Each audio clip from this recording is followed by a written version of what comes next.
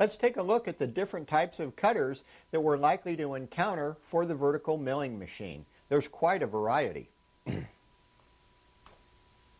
Let's start off with the 3/8 diameter shanks. This is referred to as the shank of the cutter. This is what we are holding in the tool holder.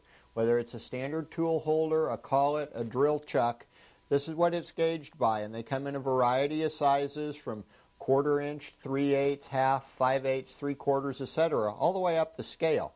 This particular cutter is a 4-flute, extra long flute length.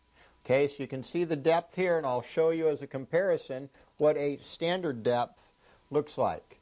Okay, you can see the two. This has about a 5/8 of an inch cutting depth along the periphery of the cutter, and this has about 1.5 inches. This is really a popular cutter if you're facing across the thick part or we have to get into a deep hole and machine down on the sides. Now let's look at the end of the cutters because we can see a difference there as well. This is what we call a 4-flute center cutting cutter. You can see that in the center the cutting edge runs clear through. We can plunge with this particular cutter. You'll see a lot of 2-flute cutters are a center cutting flute as well, so we can plunge with those. On this particular end mill, this is a non-center cutting mill. You can see the little center drilled hole in the center of it that they use when they set up and grind or sharpen this particular end mill. So this one is strictly for working with the periphery of the cutter or cutting and enlarging an existing slot. We cannot plunge with this type of an end mill. All right, this is a 1/2 inch solid carbide ball end mill. And if we were to look at the profile of this cutter, we can see that it resembles a ball or a hemisphere. Okay, this is used for decorative cuts, cutting a slot or a flute that we want to have a radius bottom in. Very popular cutter style, very expensive cutter in solid carbide. You want to protect your cutters when you have solid carbide around, as they're quite an investment. Don't let them get chipped or dinked. This is a 2-flute cutter, and again, if we were to look at the end of it, this is a plunging type cutter as well. And by plunging, I mean from the vertical position, we can plunge down into the material while the tool is turning and cut. This is a double-ended mill, meaning we have cutting flutes on both ends of the mill.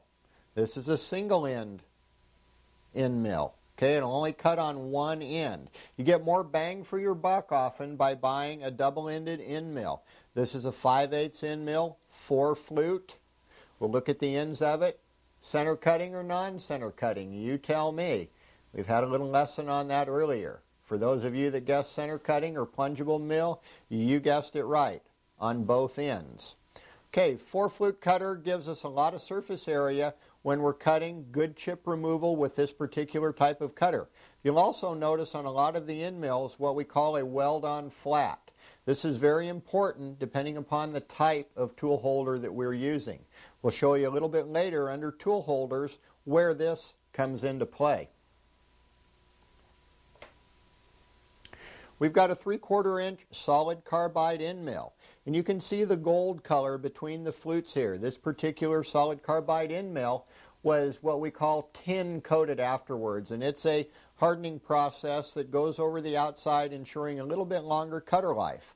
However, when the cutter gets dull and we grind through the tin coating, it's simply there for effect and to remind us how much this particular cutter cost when we purchased it originally. This is an example of a form cutter. This was a 2-flute center cutting end mill. You can see again on the close-up that we can also plunge with this type of end mill.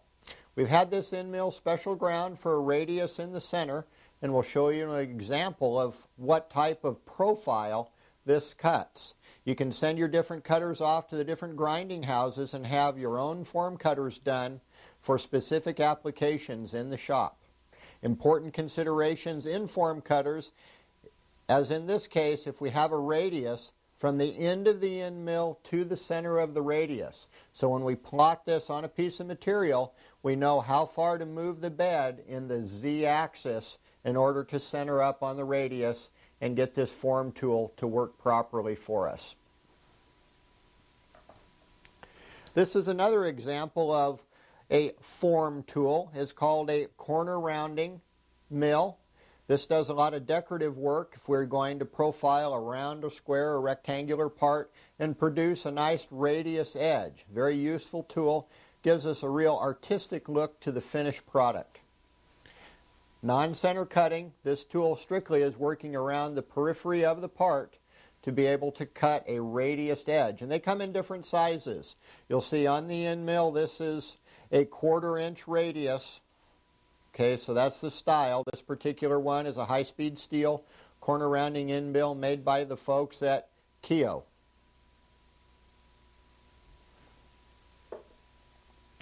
Another example of a special form cutter is this radius cutter, and you can see that we made it from a 3/4 inch end mill. It's got a special profile for cutting a radiused baffle. This is a very delicate tool. We use this in the production of our unique triple baffle quick discharge muzzle brakes.